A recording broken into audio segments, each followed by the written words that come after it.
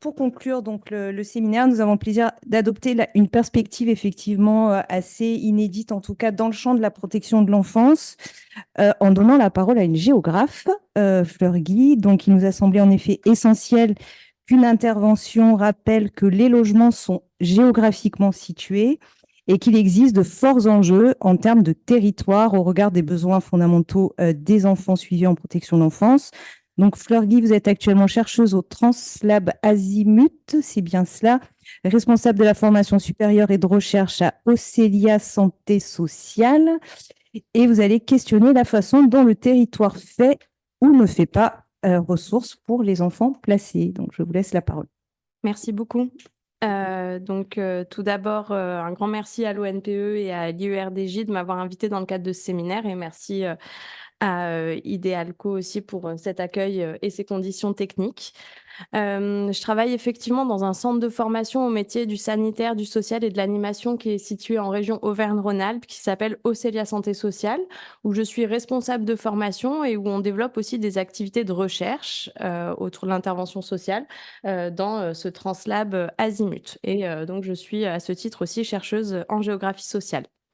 Alors, si ça fonctionne, oui, super. Donc l'analyse que je vais présenter aujourd'hui, elle se fonde sur 3 recherches qui ont été menées entre 2010 et 2023 dans différents contextes. Tout d'abord, ma recherche doctorale que j'ai menée entre 2005 et 2010 et qui était consacrée à la mobilité des adolescents placés en MEX dans le département du Rhône à travers une enquête ethnographique dans 4 établissements. Deuxièmement, une enquête qui a été menée en 2013 dans une maison d'enfants à caractère social du Pas-de-Calais, dans le cadre des activités du conseil scientifique qui a été mis en place par cette MEX, qui est assez originale. Et donc, cette enquête a été menée avec Claire Auger et portée sur l'habité dans cette maison d'enfants. Et enfin, troisième contexte de recherche, une recherche collective plus récente menée entre 2021 et 2023, financée par l'ONPE et qui portait sur la manière dont le territoire est vecteur de construction de liens pour les adolescents placés en MEX, avec 3 terrains différents. Aujourd'hui, je vais proposer une synthèse à partir de ces 3 recherches qui ont en commun de concerner des adolescents, avec une tranche très large, entre 12 et 20 ans, on va dire, en situation de placement en maison d'enfants à caractère social.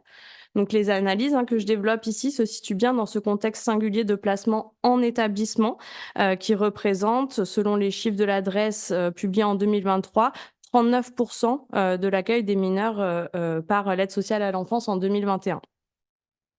Ces recherches, elles interrogent globalement donc ce rapport à l'espace des adolescents en situation de placement et donc les territoires dans lesquels ils vivent et grandissent. Et puis enfin, un petit point méthodologique, ce sont aussi des recherches qui mobilisent des outils d'investigation spécifiques pour recueillir justement ces représentations de l'espace et comprendre cette construction du territoire. Donc dans ma thèse, vous voyez ici une photo, j'ai utilisé un jeu de reconstruction spatiale, un outil qui a été développé par Thierry Ramadier, qui est en fait une alternative à la carte mentale et qui permet aux enquêtés, à partir d'un plateau et différents éléments, de représenter un espace en réponse à une consigne. Ici, la consigne, c'était « Quels sont les endroits où tu vas souvent ?» donc adressé à 45 adolescents placés en MEX. Dans le deuxième contexte de recherche, nous avons réalisé des entretiens itinérants, donc des entretiens sur la base de questions, des conversations, mais que nous avons faites en nous déplaçant, donc avec ma collègue Claire Auger, et en enregistrant ces entretiens, seulement au niveau audio, en proposant aussi aux adolescents de réaliser des photographies. Vous avez un exemple ici, je vous en montrerai 2 autres tout à l'heure.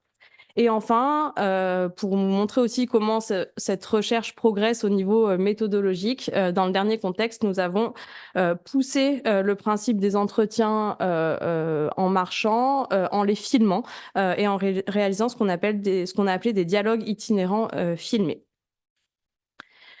Donc, dans cette présentation, je vais tout d'abord aborder quelques éléments de contexte pour expliquer comment je croise cette approche par le territoire avec les besoins fondamentaux de l'enfant. Dans un deuxième temps, je vais centrer mon propos sur la manière dont les adolescents vivent et expérimentent le chez-soi lorsqu'ils sont placés en MEX. Et puis, je terminerai en élargissant justement à cette question du territoire et la manière dont il constitue à la fois un risque et une ressource dans le contexte de placement. Alors, en ce qui concerne la question du territoire, hein, mes travaux sont inscrits dans une approche de géographie sociale et j'emploie ici le terme de territoire dans une définition très large comme espace approprié. Ce qui va m'intéresser, c'est vraiment la manière dont les adolescents peuvent s'approprier l'espace pour en faire leur territoire. Donc, c'est une appropriation qui se décline notamment en attachement affectif pour devenir ce que Fabrice Ripoll et Vincent Véchamp, de géographes, appellent une appropriation existentielle. Il s'agit du sentiment de se sentir à sa place, voire chez soi quelque part. Ce chez soi, il dépasse le lieu dans lequel on vit et il peut se déployer dans des lieux qui ne sont pas des logements au sens strict du terme. Pour faire le lien avec ce qui nous occupe aujourd'hui. Donc Camille a cité les travaux d'Isabelle Malon sur l'accueil des personnes âgées en établissement collectif. On peut penser aussi à d'autres types d'établissements collectifs, les travaux notamment sur les CHRS de Cédric Sadin-Cesbon ou sur la prison avec les travaux de Lucie Bonny, qui montrent à leur manière comment est-ce que justement on peut se sentir chez soi dans des lieux qui ne sont pas faits penser pour ça. Ma présentation va donc s'intéresser à des espaces qui sont plutôt extérieurs au logement. Les recherches sur lesquelles je base mon intervention, elles se déploient sur 13 années, au cours desquelles cette approche émergente de la géographie sociale en protection de l'enfance, elle s'est consolidée. Effectivement, on est peu nombreux, mais il y a quand même des travaux qui existent, et donc je tiens à les souligner, notamment sur les territoires des familles de la protection de l'enfance, les travaux donc d'Eugénie Terrier et Juliette Halifax notamment, et puis sur le territoire des jeunes et des professionnels, y compris à l'international, avec notamment le chercheur Tom Disney qui s'intéresse aux pratiques éducatives en protection de l'enfance à travers l'espace. Voilà, mais j'aime bien quand même rappeler cette réaction en arrivant sur un de mes premiers terrains où une éducatrice m'avait dit, quand je lui présentais mon travail, « Ah, c'est une thèse de géographie, c'est marrant, géographie, je vois pas du tout ce que ça peut donner. J'aimerais bien lire quand même ton truc quand ce sera fini. » Voilà, et c'est des réactions qu'on a encore sur le terrain, même si cette approche commence à se consolider. Dernier point de contexte sur les besoins fondamentaux de l'enfant. Donc, la garantie des besoins fondamentaux, c'est un objectif visé par la protection de l'enfance. Et bien sûr, le lieu de vie répond aux méta-besoins de sécurité. Ça a été dit en introduction de ce séminaire.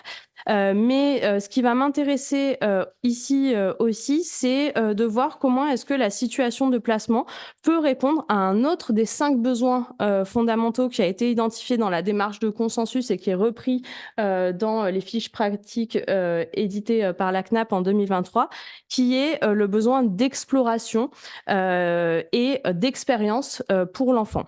Ça fait écho aussi à des choses qui ont déjà été dites sur la motricité, par exemple, pour des âges plutôt pour le jeune enfant, mais ça se traduit aussi à l'adolescence avec le fait que les professionnels vont veiller, ou devraient veiller en tout cas, à s'assurer que l'enfant bénéficie d'un espace protecteur afin d'explorer en sécurité, veiller à ce que l'enfant soit soutenu, valorisé dans ses activités, qu'il puisse accéder à des expériences nouvelles au sein de son lieu de vie, permettre à l'enfant de choisir les activités qu'il souhaite entreprendre et favoriser une ouverture sur l'extérieur à l'enfant afin de lui permettre d'accéder à des expériences nouvelles à l'extérieur de son lieu de vie. On voit bien que ce besoin se déploie aussi à l'extérieur du lieu de vie.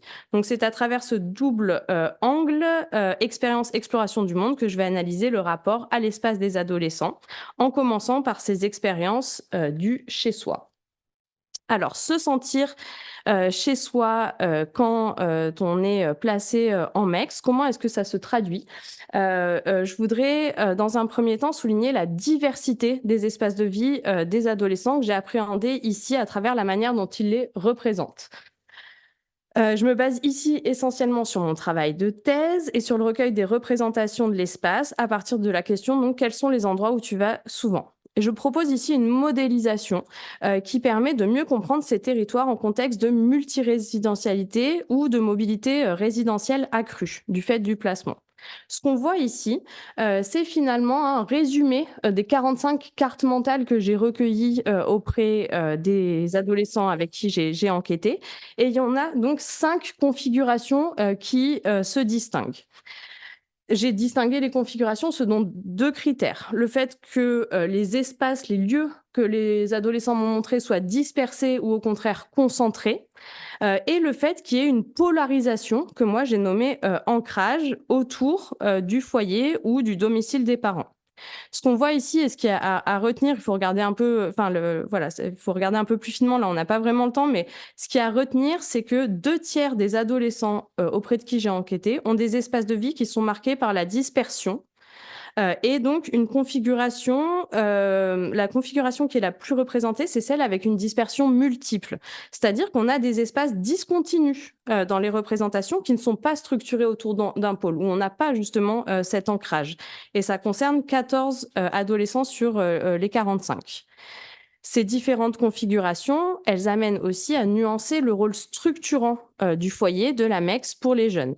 En tout, on a 9 configurations qui sont structurées par l'espace du foyer, soit avec une concentration vraiment de tous les éléments autour du foyer, soit avec une dispersion, mais où on a quand même cet ancrage-là. Alors que on a 18 représentations qui, elles, sont structurées par un autre espace. Le foyer, dans les entretiens que j'ai réalisés, là, dans ces 45 entretiens dans ma thèse, il est plus souvent cité que le domicile familial, quand on demande aux enfants voilà, de représenter leur espace quotidien. Mais pour autant, il ne structure pas les représentations dans la majorité des cas. Donc, dans ce contexte, avec des configurations multiples des espaces de vie, comment et où les adolescents vont-ils se sentir chez eux? Là encore, plusieurs modalités. Je passe. Oui, plusieurs modalités. Certains vont affirmer un chez-moi qui peut être et qui est souvent le domicile familial. Ça fait écho à la question de savoir justement où est-ce que les adolescents se sentent habités. Et donc là, j'ai un extrait d'observation. On est en voiture avec 2 jeunes et une éducatrice pour une sortie. Donc, je relate ça dans mon carnet de terrain. J'écris: en allant faire les courses au supermarché en voiture, une adolescente dit: on passe à côté de chez moi. Ça, c'est à côté de chez moi. Un autre adolescent engage la conversation et une discussion commence pour savoir qui connaît le mieux l'endroit. L'éducatrice dit: vous n'allez pas vous disputer pour un endroit.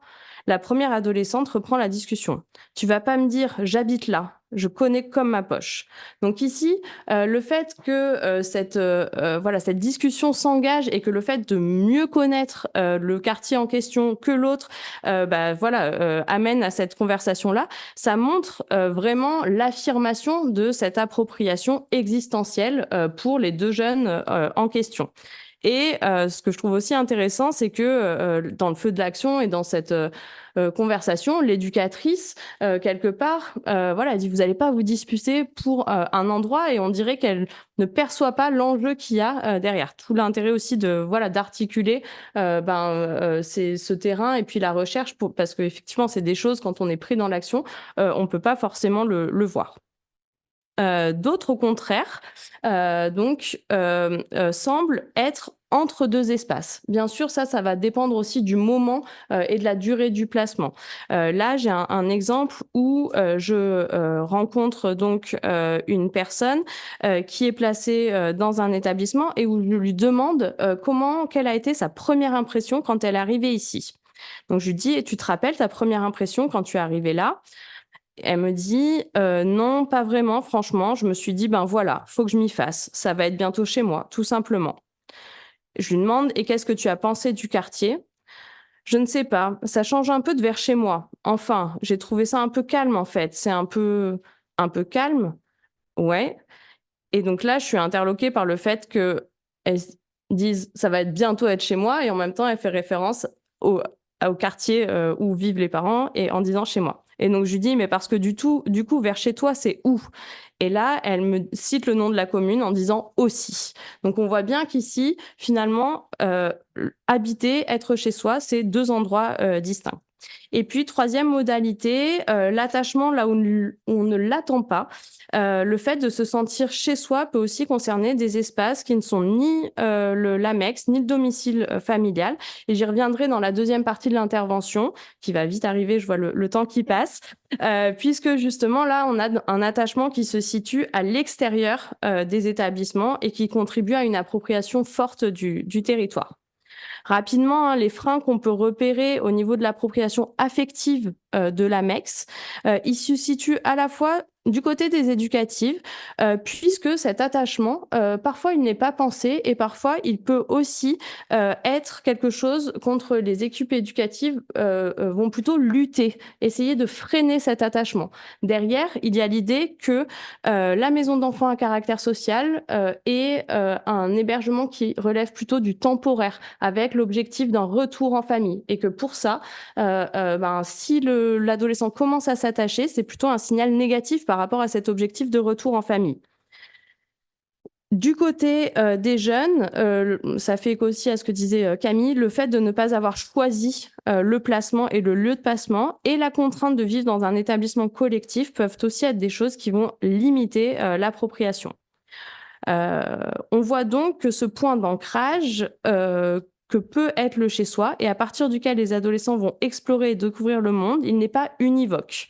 Je vais maintenant m'intéresser donc plus précisément aux pratiques qui vont se déployer à l'extérieur et qui répondent donc à ce besoin fondamental d'exploration.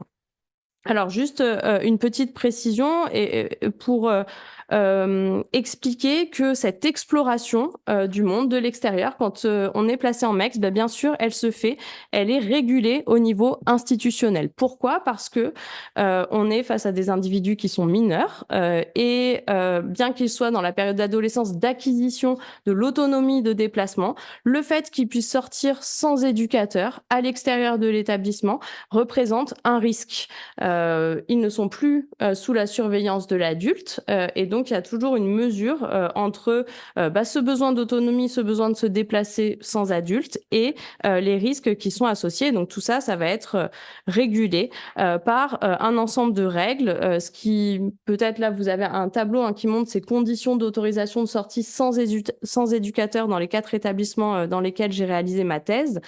Finalement, on voit qu'il y a des modalités différentes, que tout n'est pas écrit dans les règlements et souvent, il revient à l'éducateur qui est présent au moment de la demande de juger si cette demande peut avoir lieu ou non. Et ça donne lieu évidemment à de très importantes négociations, mais je n'ai pas le temps d'y revenir pour le moment. Alors, par rapport à ces sorties à l'extérieur, un petit point aussi pour dire que cette question de sortir à l'extérieur, elle est pensée par les équipes éducatives, souvent à travers l'accès aux loisirs, le droit effectivement à pratiquer un sport, un loisir, et en même temps avec des difficultés du point de vue des éducateurs, qui expliquent que les jeunes peuvent avoir, je cite, du mal à faire quelque chose régulièrement. À propos des sorties, on le fait ponctuellement, mais ça a du mal à se mettre en place. Dans un autre établissement, on essaie au maximum de les inscrire, les jeunes, dans ce qui relève du droit commun, pour qu'elles ne soient pas coupées de la collectivité, mais c'est difficile. Donc on fait souvent venir l'activité dans l'établissement. Il s'agit d'une préoccupation, je l'ai dit, et pour exemple, dans le cadre de l'évaluation interne d'un des établissements auprès de qui j'ai enquêté, une réunion avait été consacrée à ces sorties à l'extérieur, montrant qu'il y avait une difficulté particulière autour de cette question. Ce qui m'intéresse là, c'est que du côté des équipes éducatives, l'exploration à l'extérieur, elle est pensée plutôt à travers la fréquentation de pratiques encadrées, sport, loisirs, éducation populaire. Et cette dimension, elle a été aussi observée dans le cadre du projet de recherche sur le territoire comme vecteur de construction de liens, puisque quand on a organisé des ateliers de cartographie participative entre jeunes et acteurs du territoire, pas forcément des MEX. On a observé vraiment un décalage entre ce qui était représenté par les acteurs du territoire, la mission locale, les établissements scolaires, les clubs de sport, le point accueil écoute jeunesse, et ce que nous montraient les adolescents, qui allait être une place, des parcs, une gare routière. Donc il y a cette confrontation aussi entre deux géographies, une plus institutionnelle et une qui est une géographie de l'adolescence et de l'ordinaire, qui peuvent se confronter aussi.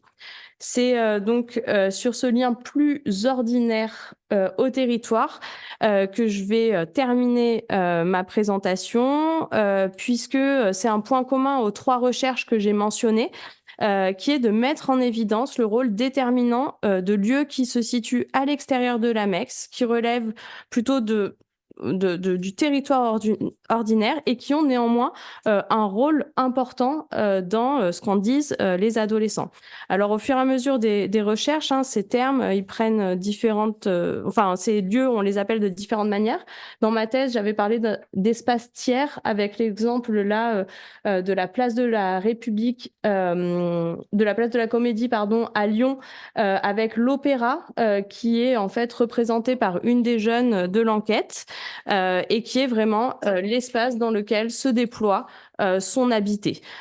Pour exemple, quand je lui pose une question, je posais toujours cette question-là aux adolescents, que me montrerais-tu si un visiteur étranger venait à Lyon ? Et donc, elle me cite l'Hôtel de Ville, qui est effectivement un lieu culturel, touristique de Lyon. Mais ce qu'elle en dit montre qu'il y a bien autre chose derrière. Je lui demande pourquoi, et là, elle me dit, là-bas, t'es bien. Il y a tout le monde qui est sympa. Il n'y a pas de problème. Il y a des bâtiments, ils sont super jolis. Il fait bon vivre là-bas. Moi, je pense habiter là-bas plus tard. Tu vois des danseurs tout le temps. Il y a des danseurs sous les arcades, là. Tu vois du monde. C'est trop bien là-bas. Donc, vraiment quelque chose qui relève de l'habiter.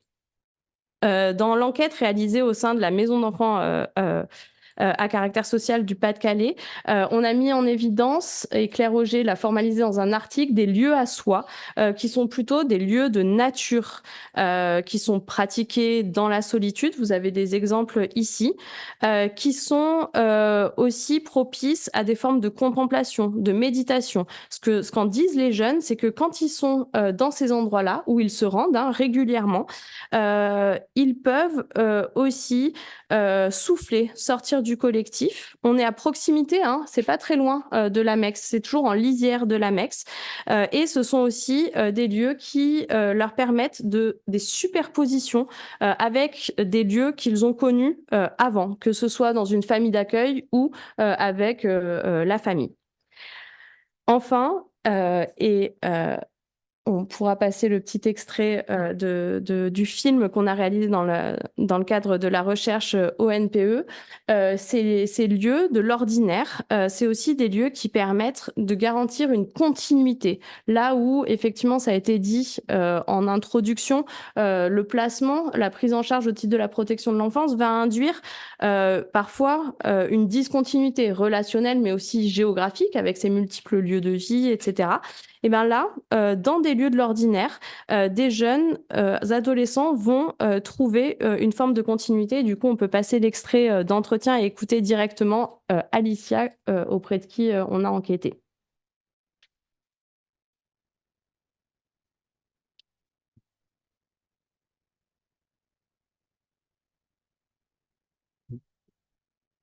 On est à la piscine, l'eau des sucs. Ok. Et qu'est-ce que représente ce lieu pour toi? Et ben un lieu de raccroche à la Normandie, parce que je faisais de la... T'as choisi pour la cartographie, c'est ça? Ouais. Quand vous venez, vous passez combien de temps en fait? Bah, tout l'après-midi. Du coup, et vous prenez un temps pour boire un coup après? Ouais. Super. On est à la piscine, l'eau des sucs. Ok. Et qu'est-ce que représente ce lieu pour toi? Et ben un lieu de raccroche à la Normandie, parce que je faisais de la piscine là-bas, quand D'accord. j'étais plus petite. Avec des compétitions, des choses comme ça? Oui, j'en ai eu faites. J'en ai fait. Ouais, d'accord. Et là, t'es réinscrite depuis combien de temps? Depuis le mois de septembre. Ok. Et qu'est-ce que tu retrouves comme sensation en venant ici? Et ben l'odeur de la piscine. Moi j'aime ça. Quand t'as fini ta séance, l'épuisement un peu, c'est d'avoir pratiqué l'eau. Enfin, c'est du bon épuisement, du coup, j'aime bien. Et après, quand tu prends ta douche, après que t'as fini, quand t'as les cheveux mouillés, que tu sors et qu'il fait beau, par exemple, j'aime bien. T'avais quel âge quand t'as passé du temps ici? De 10 à 11 ans et C'était juste ce court extrait là où on entend, j'espère que vous avez bien entendu, y compris à distance, Alicia qui explique effectivement le rôle que joue ce lieu, hein, qui est une piscine. Elle est placée en Haute-Loire et elle était précédemment en Normandie. Et elle part d'un lieu de raccroche à la Normandie. Elle fait part effectivement des sensations avec une approche très très sensible de ce que lui fait vivre ce lieu-là. Ce qui va me permettre de conclure en fait sur 3 points. Le premier, c'est de revenir sur la question des besoins fondamentaux de l'enfant, puisque j'ai démarré la présentation en faisant le lien entre approche par le territoire et méta-besoin de sécurité et besoin d'expérience d'exploration du monde.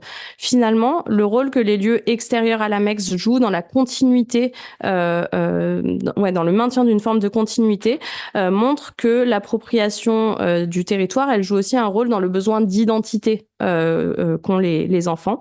C'est ce qu'on voit bien, je trouve, à travers le terme là de raccroche à la Normandie, par l'intermédiaire d'une pratique sportive et des sensations associées dont fait part Alicia.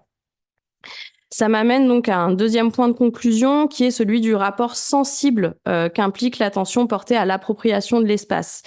Monsieur tout à l'heure disait que la recherche permet parfois de redire des évidences effectivement avec un œil qui va être peut-être un peu décalé, on peut voir des choses qui font partie du quotidien des maisons d'enfants à caractère social mais qui ne sont plus pensées, ou en tout cas les équipes nous disent ah oui mais on n'y pense plus en fait à ces dimensions-là, et c'est le cas donc de cette appropriation du territoire, en tout cas dans les recherches menées. À chaque fois il y a une forme d'étonnement, une redécouverte par les équipes éducatives de ce que le fait d'aller à l'extérieur provoque une méconnaissance aussi en fait de ce que les jeunes font et de ce que les jeunes vont trouver en termes de ressources à l'extérieur. Dans plusieurs des contextes de la recherche, le fait de s'intéresser au rapport à l'espace des jeunes, ça a suscité un vif intérêt de la part des équipes qui ont redécouvert peut-être ce rôle central des lieux qui relèvent de l'ordinaire et dont ils n'avaient pas connaissance, ou plutôt qu'ils ne reconnaissaient pas comme tels. Ce constat, il rejoint, il me semble, la lecture que Nadège Séverac fait de la prise en compte des besoins fondamentaux de l'enfant à protection de l'enfance, avec une attention portée à ces besoins fondamentaux qui passe par une approche sensible. Et elle pose dans un article publié dans les cahiers dynamiques la question du prix de ce sensible. Moi, je compléterai en disant aussi voilà, que cette approche sensible nécessite parfois de se décaler, et il me semble que l'approche par le territoire permet de le faire. Et du coup, je termine par une troisième ouverture sur les perspectives en termes de recherche que permet, je pense, cette approche-là, puisque c'était aussi l'objectif du séminaire, pour envisager le logement dans son environnement et en lien avec les territoires que les adolescents contribuent à construire. Voilà, j'ai terminé. Je vous remercie pour votre attention. Merci beaucoup, Fleur Guy.